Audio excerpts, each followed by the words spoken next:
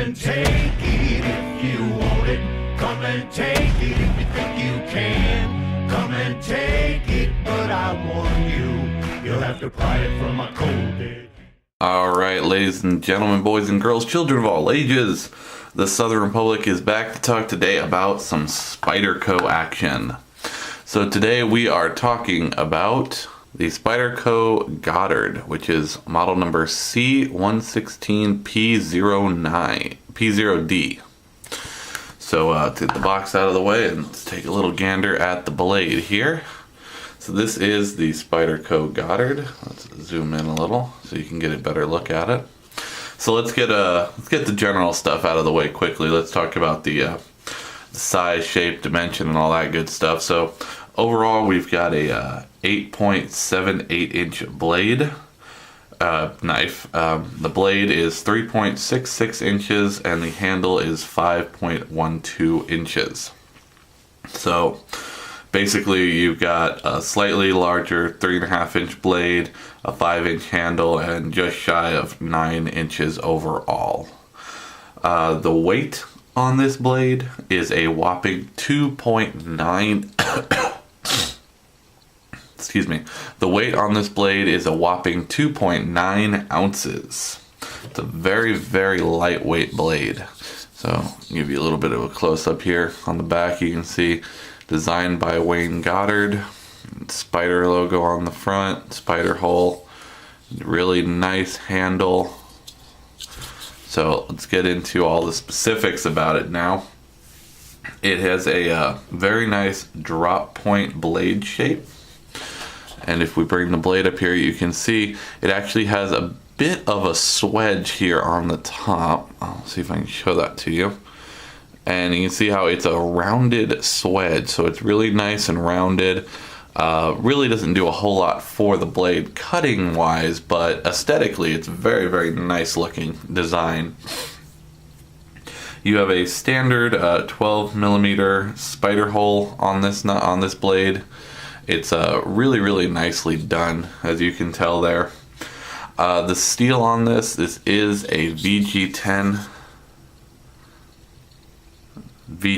steel, and of course we all know that is made in Seiki City, Japan. This is a Japanese produced knife. This is actually the sprint run that has been released for 2013 for the Spyderco Goddard. There weren't that many released, and they are getting a little bit tougher to get a hold of. It's a really, really excellent blade shape, really, really excellent knife overall. So let's talk about speed and deployment. This blade actually deploys very, very nicely. It's a very, very smooth knife. It is brand new. I just got it the other day, and it deploys lightning fast. Little slow on the return there, but the difference between this and some of the other knives is, as you can tell, this is a pinned knife. This is not adjustable. There's no screws to adjust on this. So this really is just, you're going to have to add a little bit of WD-40 or whatever oil you favor, and work the blade a little bit to smoothen it out. It's a little bit rough coming out of the box, but that's to be expected on pin blades though. But once you work them a little bit, they become smooth as butter and just absolutely beautiful. As you can tell, you can completely open and close this knife one-handed. No problems like that on the closing there. If you're worried about that with the back lock, don't be. Put your finger right up here and flip it shut. Your finger will actually hit on the choil and not the blade, and then you can close and open this hand one-handed, no problem.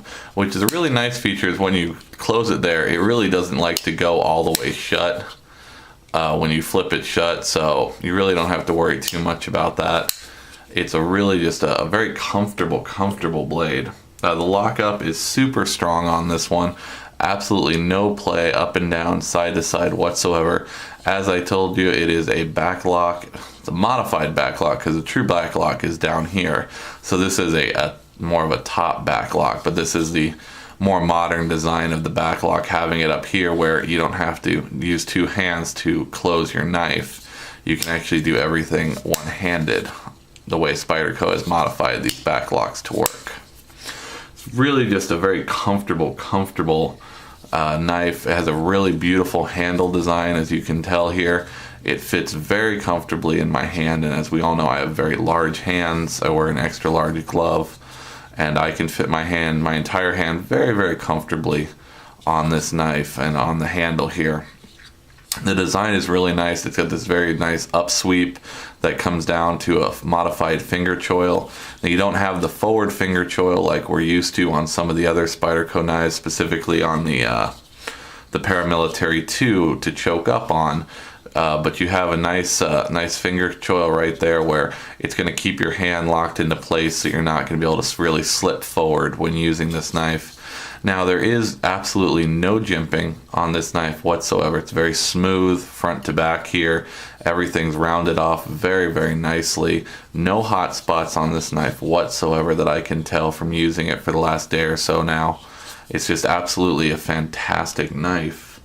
Ergonomically, it fits in your hand just beautifully. It's very nice the way your hand wraps around that, and you get an excellent grip on the knife. The FRN, like I said, the handle is made out of FRN, and it has what they call the volcano texture, which is very, very, very nice. It's very comfortable. It provides a really excellent grip when you're hanging on to it. So the lack of the jimping here really doesn't make that big a deal, because you have a very, very good purchase on the knife when you grip this knife to use it.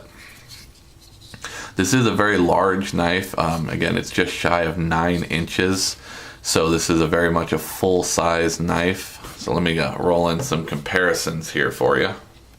Alright, so we've got a couple other knives on the table here for comparisons. Of course, we've got our Spyderco Paramilitary 2 and our Endura 4 with the brown FRN handles. So as you can see with the Spyderco Paramilitary 2, if we line up the blades here, you have a slightly larger blade and a far larger handle on that. Not quite as grooved as the handle on the Para 2. It's more of a sweep back handle design there for your grip. You have a little bit longer blade and a slightly shorter blade height-wise. As you can see, you've got a little bit, let me move these down here.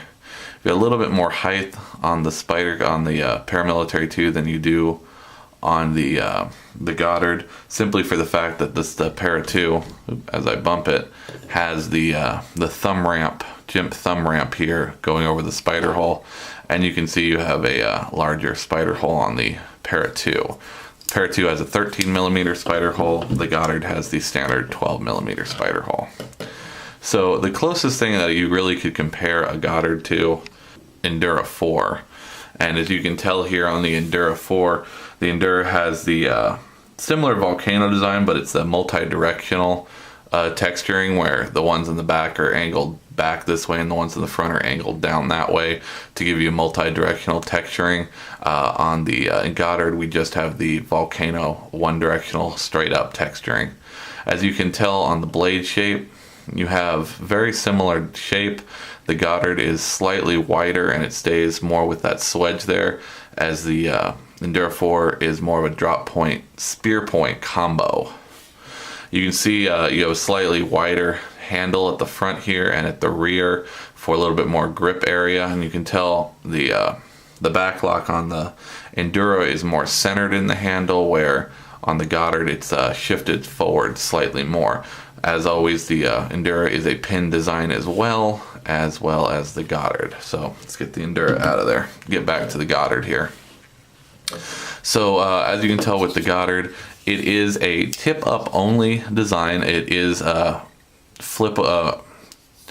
exchangeable right or left handed. You just unscrew that and this piece comes apart. There's a couple of washers in there, don't lose them. Flip it over so you can have right or left handed tip up design handle only. So lefties rejoice. The pocket clip on the Goddard is pretty typical of a Spyderco pocket clip. It's that tiered, or the hourglass shape right there. It's a little bit wider than your Endura pocket clip, but as you can see, you've got a little bit more area for the pocket clip on the Goddard. Very similar in size and shape, or at least size, not shape, to the Endura 4 there. Overall durability of this knife, I think it's a well-made excellent design knife. Wayne Goddard makes wonderful, wonderful custom knives, and I think this is a home run for Spyderco. Clearly, it was a very popular design when it was first released, for the fact that they're re-releasing a limited edition sprint run with the green FRN handles. Yes, this is a green FRN handle. It's a very subdued green. It's not out there. It's very much a olive drab military type green. It really is excellent. It almost looks gray on the camera, but it is an olive drab green. For the overall value of this knife, it is a sprint run, so you are going to be paying for that, as well as the fact that it is VG10. So I was able to get this off of, I believe, Knife Center. I ordered this one from for $78, and I think I got the last one that they had. I know it's still available from Blade HQ and a couple other online retailers. I've seen a few left, but if you really want one of these guys, you need to get on this quickly and get one of them. Overall, the cool factor of this knife is definitely up there. I would give this probably a solid 8 out of 10. The only thing that would probably make this knife better, if it had screw designs for the pivot and for the back spacer there. It'd be nice, because then you could actually take the knife apart to clean it. Pin design knives, they're very hard to take apart, and you've run the risk of breaking them to separate these two pins.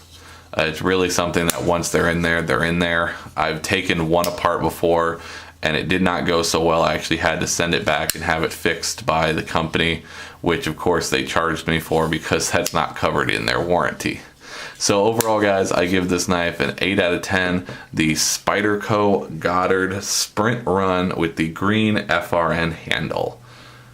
As always, Semper Fi. Have a good day. So you best not cross that line. If you want this gun, you gotta come through us and take it one shot at a time.